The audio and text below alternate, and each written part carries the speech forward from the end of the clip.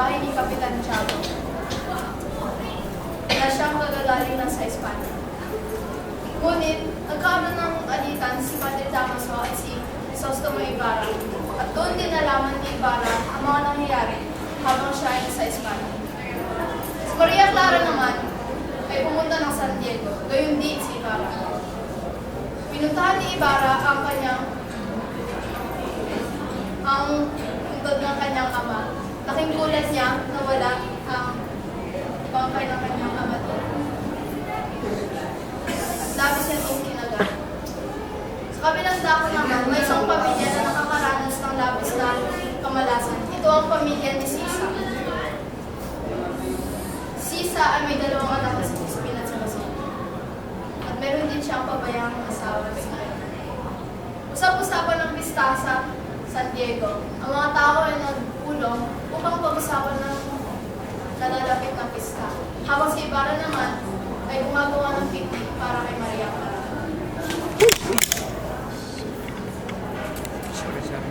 Nangyari nga din ang picnic para kay Maria Clara. Ngunit may mga kasamang nangyari. At dito rin nalaman ni Ibarra at nakilala si Elias. Alis ako dyan kasi pag... Si Ibarra ay nagpagawa ng isang paaralan.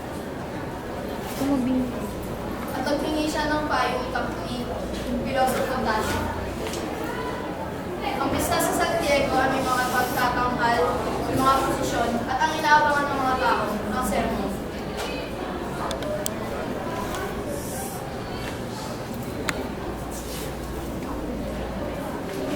Nung papaspasan na ang paaralan na ginawa ni Crisostomo Ibarra, may nangyari na aksidente at namatay ang tao na doon. Pagkatapos ng pangyayari iyon, kinausap ni Elias si Ibarra Dapat sa kabila ka lang. na siya ang dahilan kung bakit hindi si Ibarra. May masigla ang magarbong panangalian sa tahanan ni Kapitan Tiago. Kabilang sa mga tao kasalaw sa panangalian ay ang matataas at kilalang tao sa lipunan. Kabilang sa mga naroon ay si Crisostomo Ibarra na siyang katabi ni Maria Clara sa pagkainan. Magalang na nag-uusap ang mga nagsasalo-salo ng panangalian at dumating si Padre Damaso.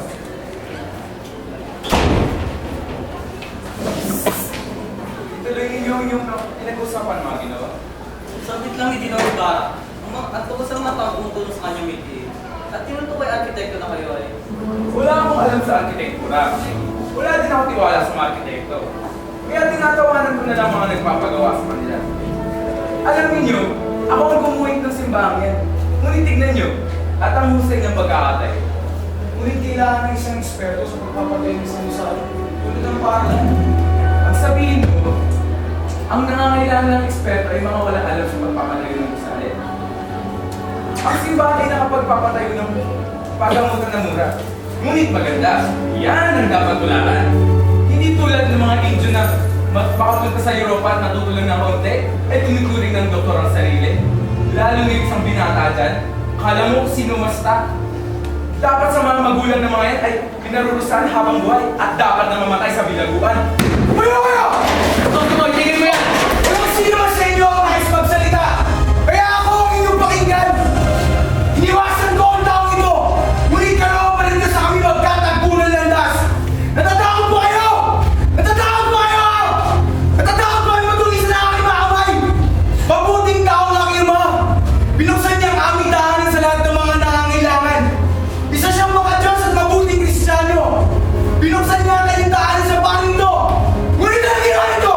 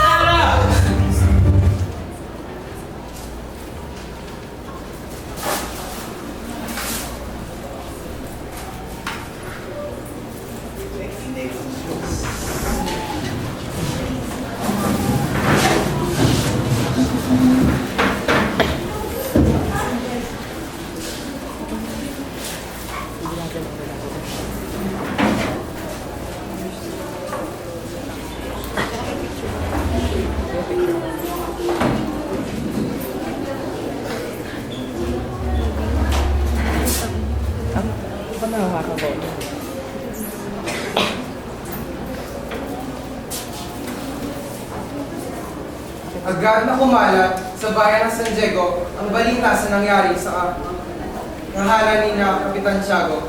Hindi na pinayagan si Maria Clara ng kanyang ama na may mag-usap kay Ibarra hanggat hindi natatanggal ang kanyang pagiging ekspulgado. Naisipan ni Damas na isipin ang kasaliman at mahal sa Diyos ng Ibarra. Ako rin papanusahan kung hindi daw sumunod. Ay, Isabel. Ibalayan daw ang pakasalan ni Ibarra. Ano? Tutol ako dyan! Hindi kaya na magpapalit ng damit ang magpapalit ng kasintahan! Ngunit anong sumuguin ko?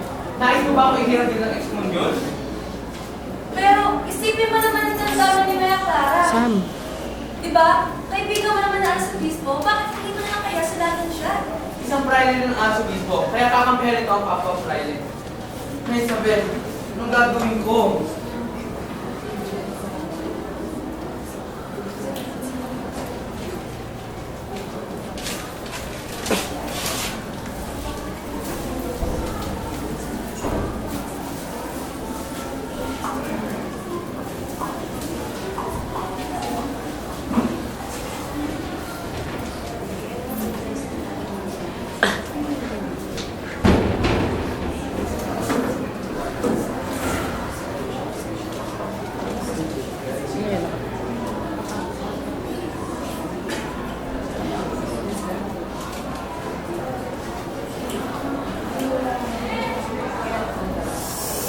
Si Doña Consolacion ay nakaupo sa maluwag na silya.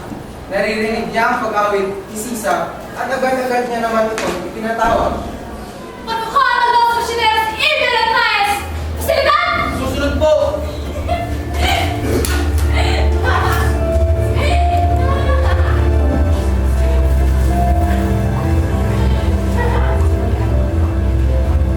Vamos! Vamos, maganda ikaw!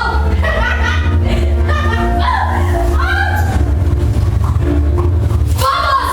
Vamos! Vamos, maganda ikaw! Makatayin mo nga yan! Kumanta ka! Kumanta ka! Ako sa tingin na!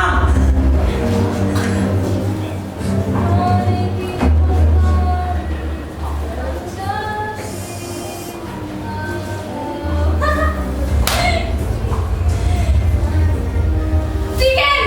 Pero ako kumanta na kulungkot ako bibigyan!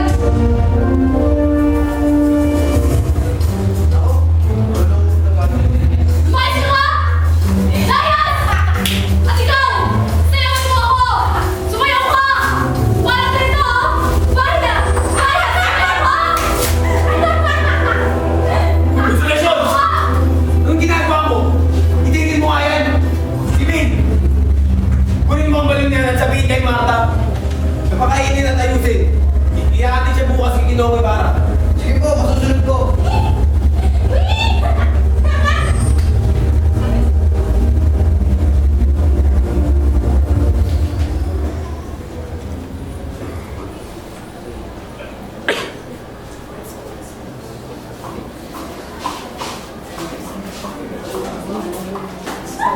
Diretso na.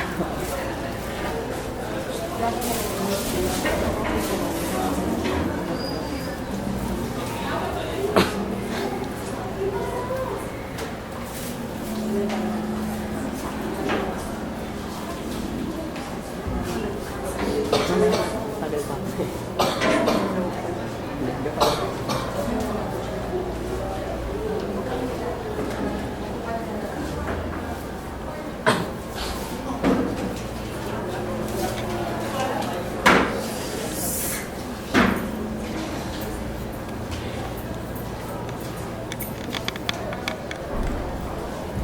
Maraming tao ang dumalo sa liwasan. Nagsasaya ang lahat, maliban kay Padre Salvi, na palayatingin kay Maria Clara. Habang nagsasaya, dumating si Crisostomo Ibarra.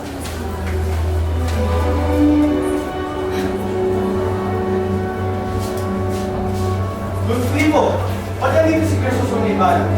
Di ba siya isang regalo? Palisin mo nga siya rito. Hindi po maaari ang inyong ninanahan sapagkat isa po si Ibarra sa nagaguli ng napakalit ng dalaga. At hindi naman siya nakasugulo sa batas kaya siya ay malagagol. Pero di ba't inaway niya isang mabuting Kristiyano? Pananagutan niyang lahat ng ito. Ako ay hanggang palaban ng ako ni Sir. Sa nakikita ko naman ay wala naman siyang pinipilit na hindi naman ako siya ikaw sa akin. Ngunit ang pagpaano dumalaw siya rito, pinagbibigay daan sa panganib. aalisin, kami ang aalis. Wala naman ako nakikita ng mga ginagawa rin sa pastor. At hindi ang promise na Diyos, maaaring ko rin ang gawin.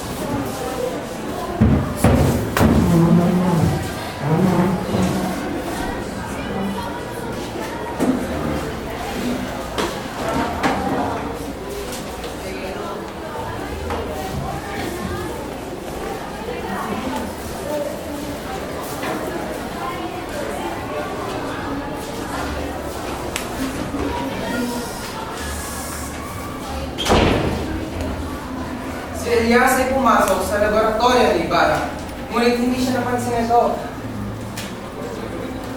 Oh, kapatid Elias, pagpumunin mo ko sa pagdinig kita nakapagsigalo. Pasensya na, Ginoo. Hindi ko po nais na kabalain daw sa inyong ginagawa.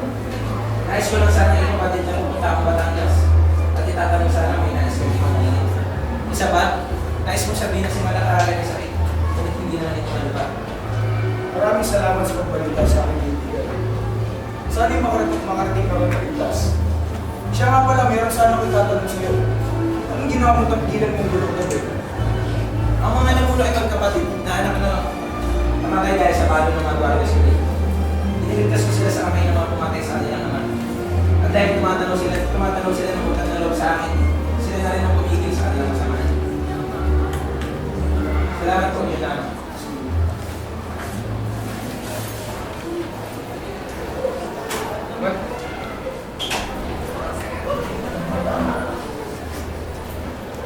Matapos ang usapan, ay nagpaalam na si Elias at si Ibarra ay agad nagbihis at umalis. Binati siya ng isang lalaking may peklat sa pisngi sa daanan. Magandang umaga sa inyo. Ako po si Lucas, kapatid na namatay sa pagbubuhat. Gusto ko malaman kung magkano rin yung babae sa pagmatay na aking kapatid. May importante pa akong lalagpan. Pero, mamaya ka na lang bumalik mo. Isa, dahil ang basta may sakit, hinulmutan na nga patay. Bakit? Dahil naman mayroon ka kami? Huwag mo muubusin ang aking pasensya. Ako nga ng tao na pabilat sa akin mas sa araw. Ngunit kung mabuti magbayad na magkaibigan tayo.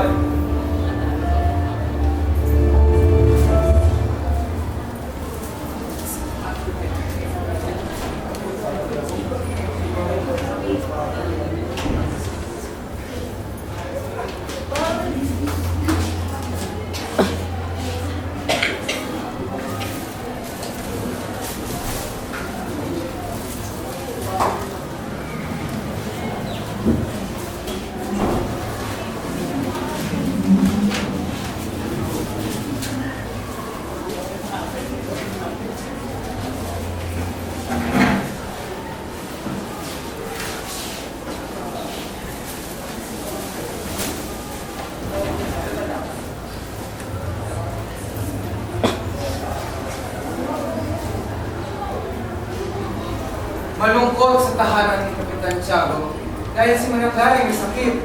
Tumigil ang isang karwahe sa tapat ng kanilang tahanan at patakbong sinalubong si Kapitan Tiago at Tia Isabel ang mag-asawang Espadanya.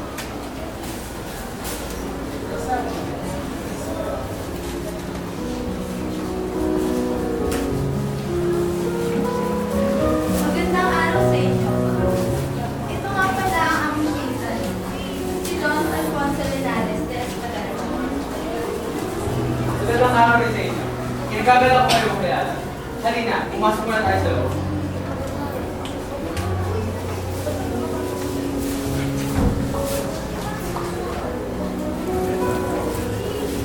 Thank you.